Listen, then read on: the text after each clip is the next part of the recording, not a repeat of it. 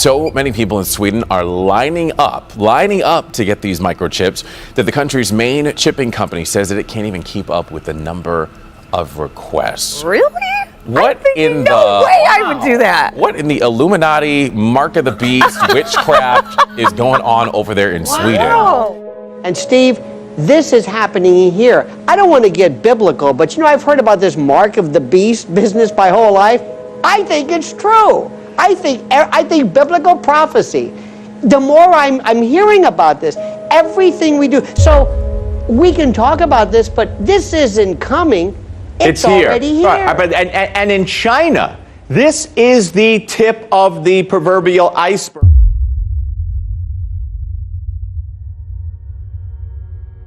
Couldn't sleep, so I came to the church. In the middle of the night, Pastor John Gray took to Instagram to speak with his followers about the anniversary gift he gave his wife of 8 years. Pastor John Gray, he leads the Relentless Church down in South Carolina. It's an evangelical megachurch with some 22,000 members, many of whom weren't so happy when they learned of his very generous gift. This morning, outrage at the pulpit. Get that in your spirit. John Gray, a megachurch pastor in Greenville, South Carolina, speaking out after facing fierce criticism for buying his wife a $200,000 Lamborghini. First of all, it wasn't a pastor that bought the car. It was a husband that bought the car. And I won't ask permission from anybody to do it. Video surfaced this week of the pastor presenting the car to his wife in celebration of their 8-year wedding anniversary.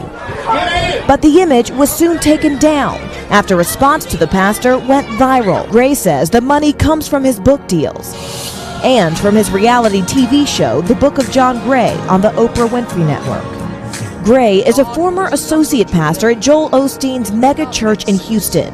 Osteen, who lives in a $10 million mansion, famous for preaching the gospel of prosperity.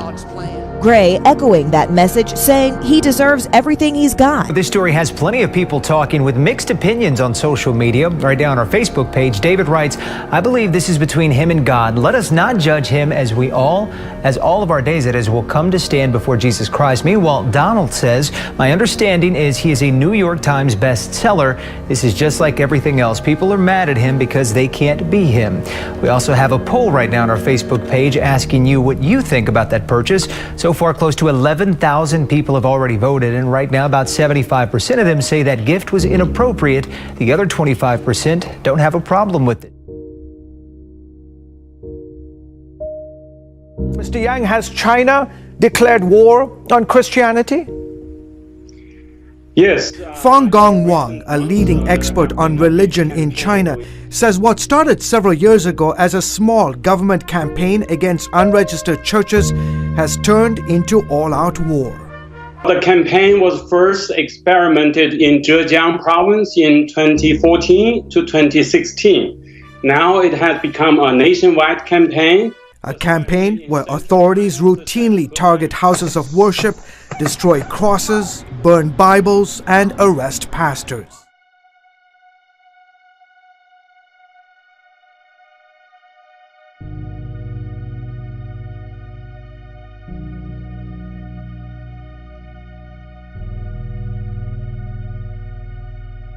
On December 9th, authorities in the city of Chengdu arrested prominent Christian pastor Wang Yi, along with his wife and 100 members of Early Rain Covenant Church.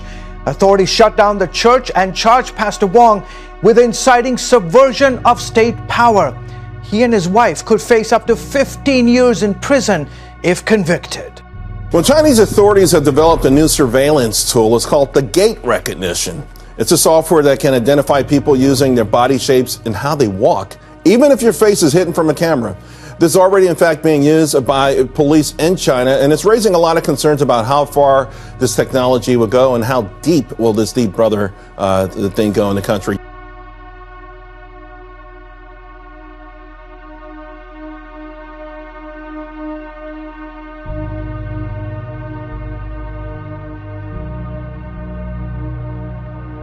Another thing they have is called the social credit system, and it doesn't allow you to be a bad citizen. It's going to go into place in 2020, but already I've read that they've generated 7 million punishments. So This is sort of the scary stuff. We've read about it for a long time, but it's coming into existence. Yeah, I think this is new totalitarianism, and we've got to put this in a historical context. I mean, you can imagine what this kind of technology would be used under a Lenin or a Mao. Unfortunately, the trajectory of human rights and freedom in China is going the wrong way. We've seen Xi Jinping in many ways take plays out of Mao's playbook. So I think this is incredibly disturbing.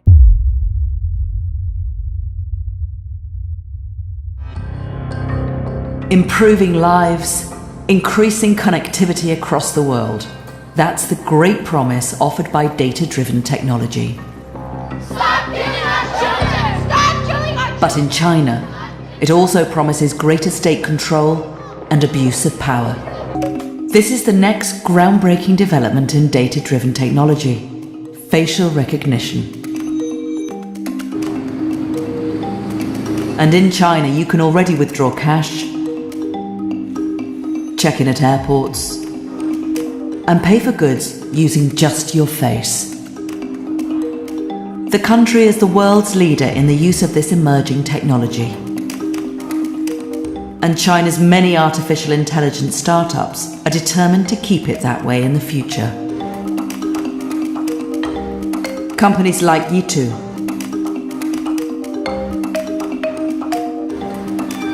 We're pioneering artificial intelligence research and innovation in the hope of creating a safer, faster, and healthier world.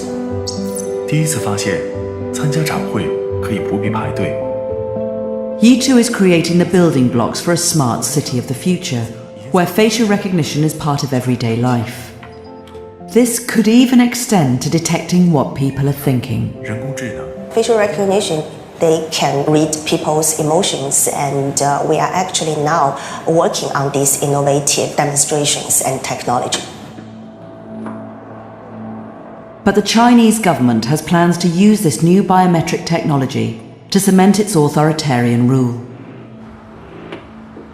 The country has ambitious plans to develop a vast national surveillance system based on facial recognition. It'll be used to monitor its 1.4 billion citizens in unprecedented ways, with the capability of tracking everything from their emotions to their sexuality. What you buy, how you spend your time, if you jaywalk, if you smoke on a train, if you criticize the government, even a family or friends. I mean, this is... It's going to track what apps you're on your phone. It is Big Brother writ large, and if you think about the steps that Venezuela, Russia, and China are taking to implement their own cryptocurrencies, by 2020, I suspect they will be able to track their citizens' every economic move. I mean, the disparagement of economic freedom, of personal liberty. I mean, just when you think that China is so strong and clamps down so much, if there's an economic slowdown coming, they're going to have to maintain social order. Thousands of people in Sweden have opted to trade in their ID and their credit cards for tiny microchips that would be implanted like underneath their skin. Yeah, these chips are supposed to take the place of key cards, rail cards, credit cards. The chips are typically the size of a grain of rice and are implanted just under the skin between the thumb and forefinger. So many Swedes are lining up to get the microchips that the country's main chipping company says it can't keep up with the number of requests. The future is a wave of a hand away. In case you missed it, here it is again.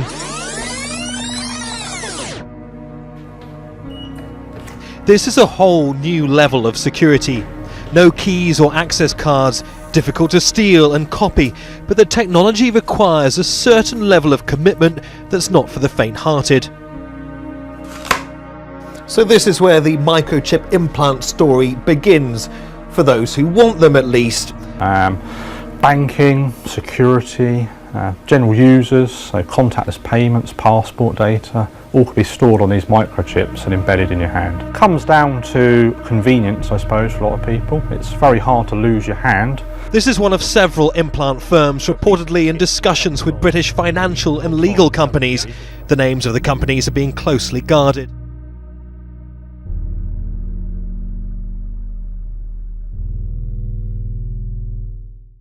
There are worries microchipping could eventually become the new normal. Societies embrace the mobile phone, making us easy to track on a daily basis. But by implanting microchips, there may be few places left to truly escape from technology. But I'm just not even feeling comfortable. No. But although there's microchips in pets, so I mean, it's not unheard of, you know. Yeah. But I have a close friend who's actually a TV meteorologist in Sweden. I actually need to give her a call you need about to that. talk I to want her. to find out if that really is. Yeah, why don't you do a little Skype? I want to learn more. Any signs you think that someday we may have to grapple with these issues too? I believe at some point we may, maybe not to this degree, but it's a technology that would look enticing to a lot of people. Yeah, I mean, I think we're all creeped out a little bit about what Facebook and Google can do. Last week, the journal Science published a study by Vanderbilt University Medical Center. It advocates for the creation, get this, of a universal, nationwide DNA database, including you and me and everybody else. The study advocates for the United States to also join the ranks of the UK, Saudi Arabia, and Kuwait, all countries that have been fiddling with this idea of creating this type of super system with genetic information from every and all societies. This study also submits that building this universal DNA database, you know, that swab thing that they send you that we've all done or sometimes police ask you to do, would actually result in more privacy. Now, if to you that sounds counterintuitive, you're certainly not alone. Because maybe what we should be asking is, where is that swab I gave for my DNA test going? Who has it? What are they doing with it? Who are they sharing it with? What could be the world's first designer babies. That's the claim of a Chinese researcher who says that he created gene-edited twins. Overnight, an astonishing and dubious claim. A scientist in China saying he created the world's first genetically engineered babies. Two beautiful little Chinese girls named Lulu and Lala came crying into the world as healthy as any other baby. Technology to genetically edit human embryos has been around for a while, but scientists were unwilling to cross that ethical line until now. I believe family need this technology, and I'm willing to take the criticism for them. The university where the researcher has worked is calling for an investigation, saying he has been on unpaid leave and officials were unaware of the research project and its nature. So creating these genetically modified babies, allegedly, that happened is being called dangerous and unethical. And with this story, it's not a question of whether this could be done at all. It's a question of if, when, why, and how. And let me just tell you what we're talking about. It's a technique called CRISPR, gene editing. You take a strand of DNA which codes for genes, and this CRISPR actually works like a scissors, removes the gene, and then this DNA heals itself. So whatever this gene codes for, a disease, a condition, in theory, maybe even other things like hair color, is now gone. If they really understood the full consequences of what was being done. It's amazing. One person making a decision to affect One person mankind. changing the genetic code of the human race. For generations. For generations. It's helping them to identify wanted suspects in real time. What worries some people here is that as the technology develops, so too does the capacity for it to be abused. 那么所有的人在这个生活当中都处在严密的监控之下你不能做任何政府不喜欢的事情如果是这样子的话，我个人认为就相当于进入一个极权主义的一个状态，这是一个很恐怖的状态。Already the authorities are using facial recognition to name and shame citizens, even for minor offences like jaywalking. And in China, this is the tip of the proverbial iceberg, because their plan is that by 2021, they're going to have 600 million cameras all over the country. Every citizen, seriously, every citizen will be tracked. I know this. And they're going to be given a score they're going to be given a behavioral score, and if the score is good, if you act good, you get perks like better transit, better transportation, better hospital, a gym membership. If you're bad, you get put on a blacklist and you suffer problems with travel and other issues. Steve, I mean, that's Steve, as Orwellian as it gets. This is going on now. In fact, have you ever noticed here in New York City where I am and you are, do you know that whenever there is any murder anywhere, any suspect, we always have a picture of him. And nobody ever says, wait a minute, are there cameras on every corner? Yes. And let me also tell you something. For those of you who are trying to get your credit scores okay, you know, your FICO and this FICO and Equifax, there are going to be new algorithms, seriously, that are going to base your credit worthiness not so much on your payment history and all of the usual factors, but who your friends are, how long you are online. Do you ever get anything from Apple, which I do, that says, here's your productivity. This is how long you've been either on your phone or wasting your time. Steve, this is not the future. We live in a 24/7 real-time panopticon. We are watched every step of the way. And what scares me even more is not that we're talking about this, but that the newer generations who were born in captivity don't have any appreciation for this thing that you called Orwellian, this dystopian horror story that's been written. And that's great. Now. That is a great, seriously, all kidding aside, born into captivity or born in captivity, that is a great way to put it.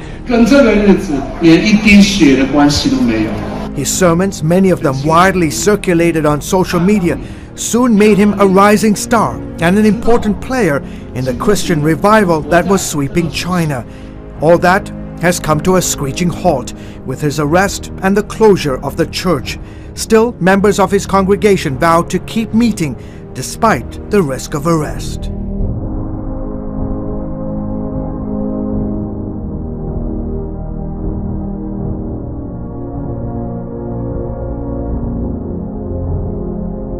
Without checks and balances, China will keep finding new ways to violate the human rights of its citizens. What's already happening in Xinjiang is a warning the rest of the world must heed.